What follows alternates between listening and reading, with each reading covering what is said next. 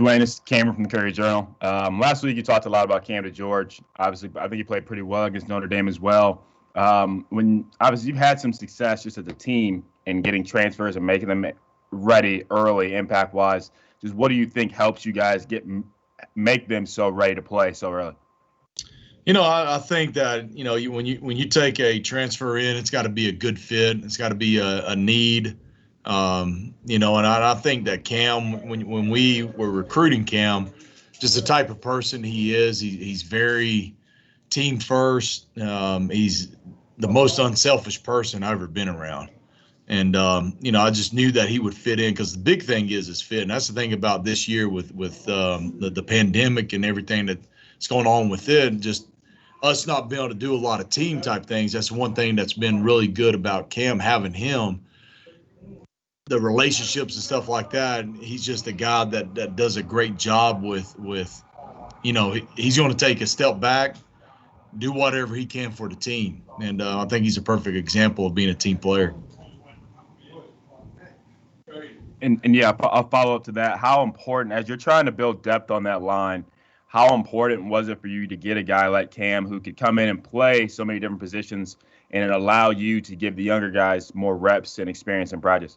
I think it's huge, getting a guy with his experience and with his versatility. We didn't know he was going to be this versatile for us when we brought him in, being able to play three positions. But having that, it creates a lot of, like, those interior guys. You're better rested. You're well rested throughout the season and also during the course of a game. And I've talked to Caleb and Robbie about that.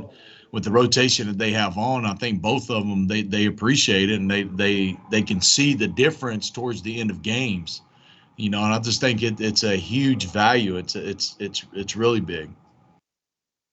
Dwayne, this is WHAS 11. The other day against Notre Dame, Javion made some nice catches and did some nice things out of the backfield. Will we possibly see more of that just because it allows him to maybe get the ball in space a little bit? Yeah, I think so. I think Hawkins has a really good, a great skill set. He can catch the ball extremely well, and more ways that we can find to get him the ball. I think he had 5 catches this last game, but you saw what he could do catching the football. To me, he's able to show that he's a complete back, and so I definitely think that you'll be able to see that. Great. Hey, it's Jody Dimling with CardinalAuthority.com. When you look at you were talking about Cam and the rotation, the way you rotate him the other day, I noticed, I think he started at guard instead of tackle. Is it a feel thing? Is it a matchup thing? And do you anticipate that will change, each and every week depending on the opponent? It definitely can. To think about it also, it creates competition within the room. And I think when you have good depth, that's the thing, that when you have depth at certain positions, that's something that is really good, because if whoever's practicing the best that week, to me, and I've told that to all the guys, like the 5 who are practicing the best, preparing the best throughout the week, those are the 5 that'll show up on game day. And so to me, I think having that, so throughout the week, it could be a different rotation come Saturday. But, I'm gonna play the 5 guys that I thought that practiced the best throughout the week with it. And so that's why you saw Cam at tackle the one game and saw him at guard this past week. How would you assess, a follow-up, how would you assess what Cole has done for you so far this year at center? And is that a spot where you kind of hesitate to rotate somebody in, and get somebody else some reps because he's played so well? The center spot's very special. It's very dear to us. It's very dear to me, and what we do offensively. And, that is a position I think it's difficult to rotate guys in at, just because of everything that's going in. The quarterback, everything is gun snaps now, so it's not like taking underneath. But still, there's a timing aspect of it. There's guys up there getting their calls and waiting for those calls. So that is a hard position to rotate. And, and I think when I look at Cole and look at his play, I continue to see him progressing. I see him, just getting better and better with running things up front. A lot of that for some of the better centers, you see they're like a quarterback up front. They take charge, they take control, and I think that's something that you see Cole getting better and better at. He's getting more and more comfortable with, and he's very valuable to us, that's for sure. Coach Michael McCammon from Cardinal Authority. In the last couple of games, there's been a couple, I guess, unsportsmanlike or personal foul type calls that have really hurt you guys. What kind of things do you guys do to make those who commit, quote unquote, stupid penalties, to make them accountable for that, to try to stop that trend?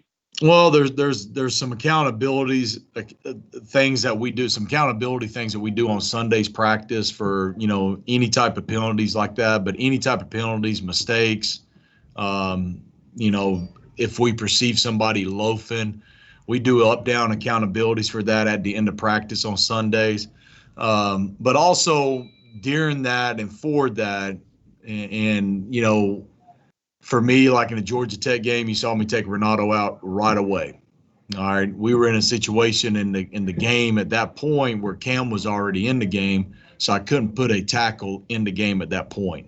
But we can't have that, and it's something that when Renato knew he was in the wrong as soon as the play was over and they came to the sideline, and I could tell he was extremely hurt by that because he took a lot of responsibility for that and for the outcome of the game because of his penalty after the game, and so that's something that I think that he has learned from, but that's something that we're not going to have those type of penalties, and we're definitely going to do things to discourage those.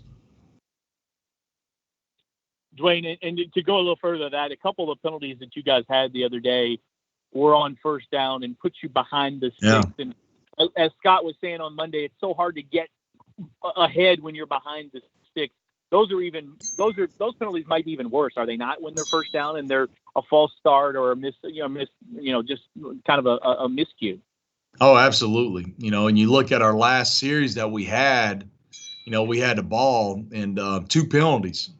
And that was the last series we had of the game. And I thought those 2 penalties really, really hurt us. And we had 3 penalties in the game with 7 drives. But those 3 penalties that we had, I feel like they're drive killers. And so that's something that we definitely have to clean up. Hey, Dwayne, Cam from Courier Journal again. The drive before halftime and the drive after halftime, you guys got a lot of people with some touches. Obviously, Des got going before halftime, Braden, Marshawn. Did you feel like you guys are a little bit better or more efficient offensively when you're able to get so many people touches? And how do you guys do that more consistently? Absolutely. To me, it's all about rhythm on offense. And for us, it was hard to establish rhythm when you're not out on the field. When you have 40, both of those drives you're talking about, Cam, those were drives that we sustained. And we were able to get touches, get guys the ball in different places.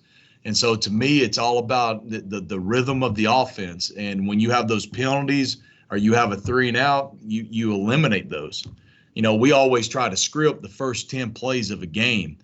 Well, it was the first play of the third quarter. That was when we ran our 10th play of the game. And so I've never been a part of that as far as like taking that long to go through your openers.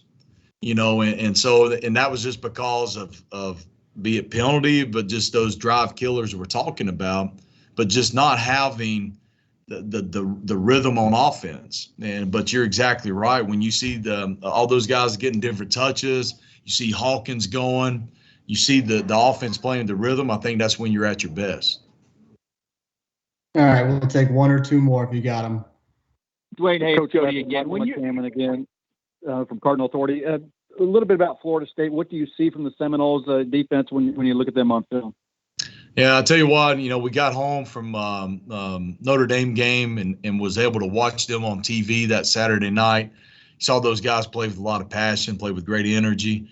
It's a very, very talented defense, extremely talented. You look across their defensive line, all those guys are 6'5", 6'6", and above, over 300 pounds. And the 2 guys they got on the inside, they're 2 big, thick, strong guys that can get after the quarterback. And so it's, our guys have used, they've played against these guys for obviously every year, so they know them. And so they present obviously a huge challenge for us just because of who they are as far as like their size, their length, and their athleticism. And I thought that you saw them get after the quarterback extremely well this last game against North Carolina. And so we got to have a great game plan, and we got to go out, got to have a good week of practice, and go out on Saturday and execute it. Jody, Dwayne, finish it if you want it. It's Jody from Cardinal Authority. What? I'm sure you've been through a couple game losing streak before. As Scott was saying yesterday, everybody suffers through them at some point, if not in their career. How do you know the kids are you still have their attention? How do you know they're not checked out or kind of hanging their heads because they've lost 4 games in a row? And how do you keep them up? Yeah, well, we went through this at App State. We were 1-5 one year, and then we won 6 in a row at the end of the season. And that kind of turned everything around there at App for us, and so when you look at this, the thing that I look for is how do the guys come back on Sunday, the day after the game? How do they practice? Is it one of those things at practice where you're having to pull teeth to get guys to give in good effort, getting them to pay attention, to focus? And you don't see that with these guys. You see these guys practicing hard. This past Sunday was probably the best Sunday practice we had all season. And, the attitudes of the players after the game in the locker room, when you see them, not the heads, you could tell the game obviously hurts. Losing is not fun. And so you see that, but also you see the guys and you hear it when you're not around, but just, wanting to get back to practice. And Dez yesterday, when he talked to the offense, it's about your preparation throughout the week, and you can't go into the week and say, oh, we're going to win this on Saturday. You go throughout, and you got to be about the process. And that's one thing Coach Satterfield has always been about. And we talk to these kids all the time about is being about that process. And that process is that everyday preparation, and that's the thing that you see from these guys is they come to work and they came out on Saturday and had a great practice. And so when you see that, you're very encouraged about that. All right, Coach, we'll wrap up on that. We appreciate it. Steven, if you don't mind, I've got a question. All right, get it in real fast. Hey, Coach, this is Matt McGavin with Sports Illustrated.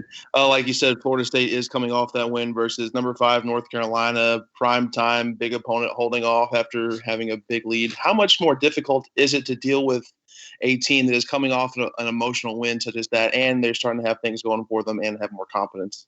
Well, it's for us, it's never about that. It's really, we try not to focus too much on the opponent part of it. It's more about us and how can we get better throughout that week, and it's just the little things. And, that's the first thing Coach Satterfield talked about after the game is just, if we can do all the things correct, that's going to give us a chance. And it's the small things that you might take for granted, and to me, that's what we're so happy about this group is the willingness and the attitude that they've come out and to work with.